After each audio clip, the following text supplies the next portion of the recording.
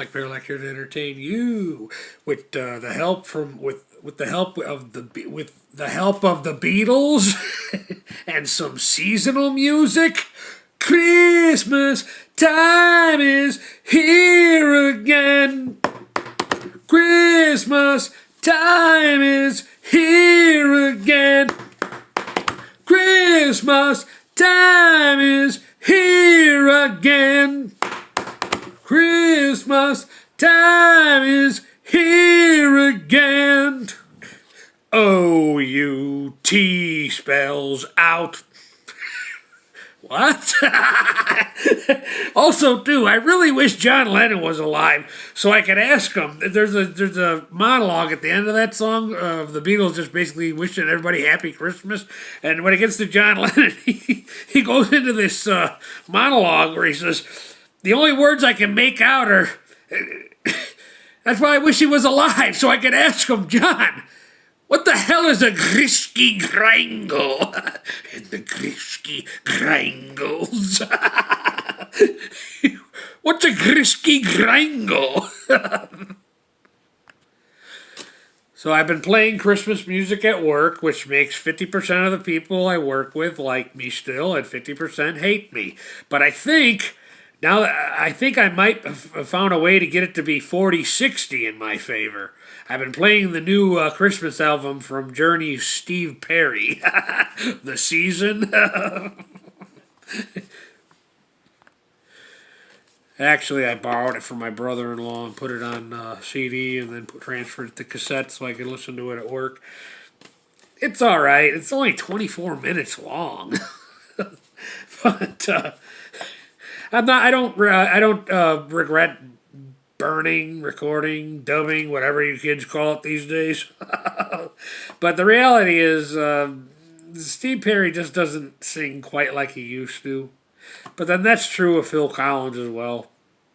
Nobody's invincible to Mother Nature and Father Time. Mother Nature and Father Time gets us all in the end. Or the beginning. See how I turned that into something positive and hopeful? But it did prompt me to Google some stuff, and I did find "Oh Holy Night" by Journey's guitarist Neil, playing "Oh Holy Night" on electric guitar. And although Steve doesn't sing, you can. Back in the day, he had a distinctive singing voice. You can hear it in your head if you try hard enough. Okay, now to the point of this video. I wanted to talk about a conversation I had, a series of conversations, actually, that I've been having with my father over these last few weeks. And he's telling me about what he's going to do. He's talking to lawyers, and the lawyers tell him that he wants to sue Family Services for taking myself and my sisters away from away from him back in 1988. And he says he's talking to all these lawyers and he's all excited. He's like, and the lawyers say, I got a good case. And I'm thinking, yeah, keep giving them $50 every month and they'll continue to tell you what a great case you got. He says, yeah, I'm going to be on TV. I'm going to be famous. And when this is all over, I'm going to get custody of your sister, my youngest sister, who's basically living in an adult foster care system. The boy can't take care of himself, and he's without assistance, and he's going to take care of my kid's sister, his daughter. There is a darker part of the conversation where he was basically calling me a liar. He's talking about, because I remember having to strip down to my underwear so they could the authorities could take pictures of all the bruises on my body when I was a child, so they would have a case to take us away from him. And so I hung up on him and said, you calling me a liar? And he called back, and I answered. And right away he missed, oh, yes, I did do some stuff. It's like, but there are kids that have it worse. Tell me something I don't know. And I told him, yeah, you're right, but that doesn't justify what you did. But you're the one who has to talk to your Maker about that. You're the one who has to talk to God about that. He's like, yeah, I know. But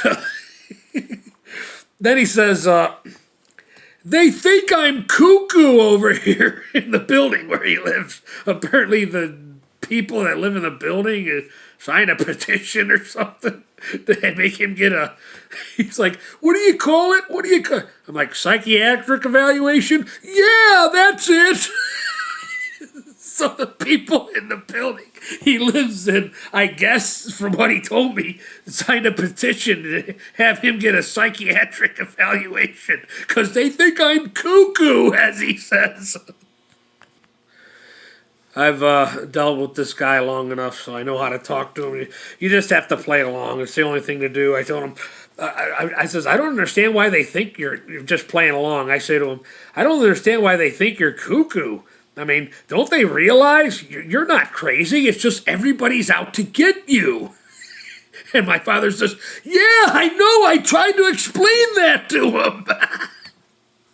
In many ways, my father reminds me of Sal Rosenberg. If you're familiar with the Jerky Boys and their comedy with crank calls from back in the day. So another time he calls, he tells me, I feel like Jack Nicholson in One Flew Over the Cuckoo's Nest. They're making me crazy. I have a heart condition. Don't they realize I can't put up with this stress? Every time I see an interracial couple, I can't take it. The whole male feminist, woe is me, you know, the essence of being a feminist, you know.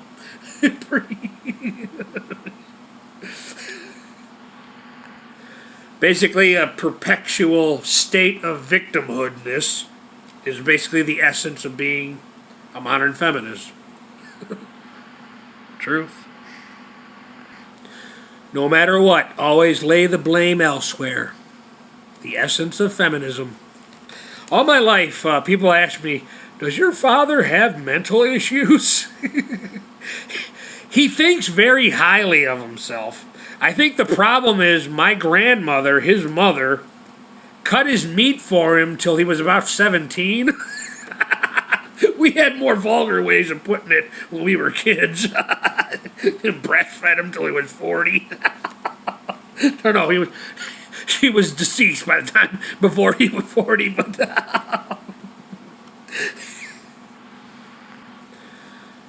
long story short, she died, and now he cannot function in life unless somebody is there to hold his hand.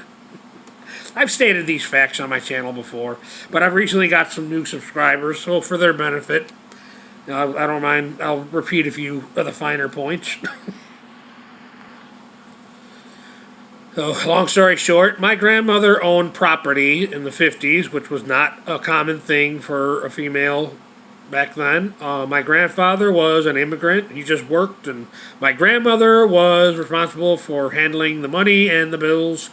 I would imagine bailing my father out of helping him avoid child abuse charges probably cost her a pretty portion of her retirement savings. This is why, and I will take this belief to my grave if I can afford one. Primitive female brain thinks money solves all problems. She died before my grandfather, and I remember he died not too long after her. And I remember one of the last conversations I had with him. Matter of fact, no, the last time I saw him before his passing. My grandfather basically told me, myself and my sisters, remember, children, your grandma is the one to blame for all this pain. But again, I've told this story on my channel before. I'm not trying to demonize my grandmother. She did the best she could in the time she was given. She was born with a female brain, so she did the best she could. In time, even my grandfather would succumb to feminist ideology. My father is a lifelong male feminist. And this is why I despise what modern feminism has become today. Modern feminism says men have to live up to a certain standard that put forth by females. But females but men are not allowed to, they cannot have standards when it comes to the female in their lives.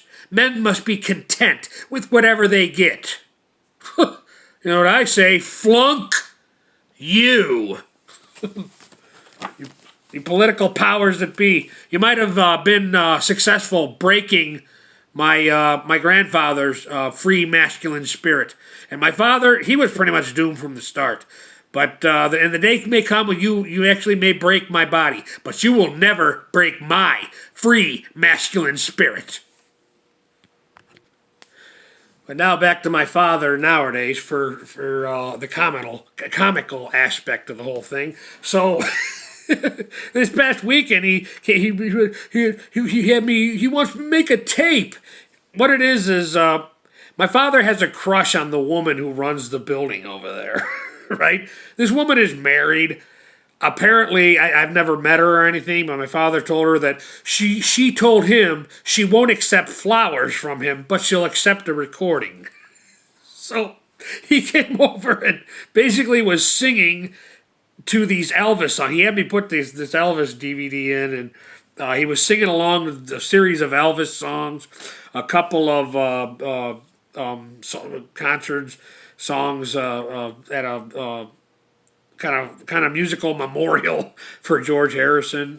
But anyways, so he has me make this tape, and I just had fun with it. During Suspicious Minds, I took my guitar out and started playing a little bit along with it.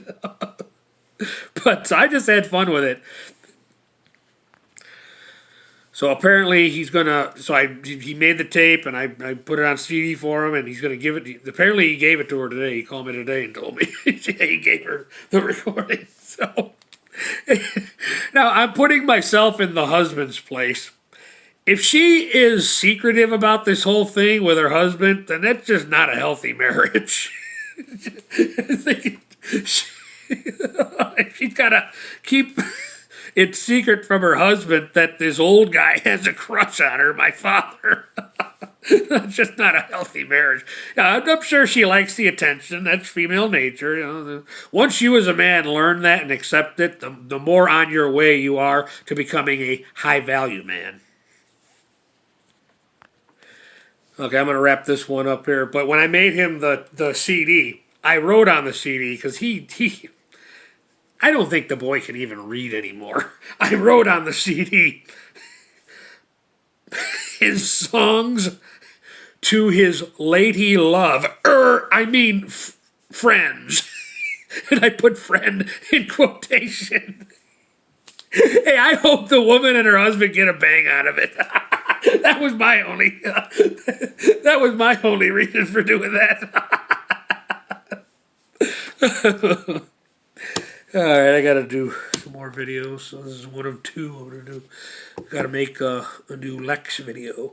I'm gonna have to go in parts with that because otherwise, if I try to do a whole episode and say everything I want, the videos be too long and then nobody watches them. So I'm probably gonna do it in parts. I'll take like each episode, like 15 to 20 minutes of each episode at a time. Mike Paralak, thank you for your time.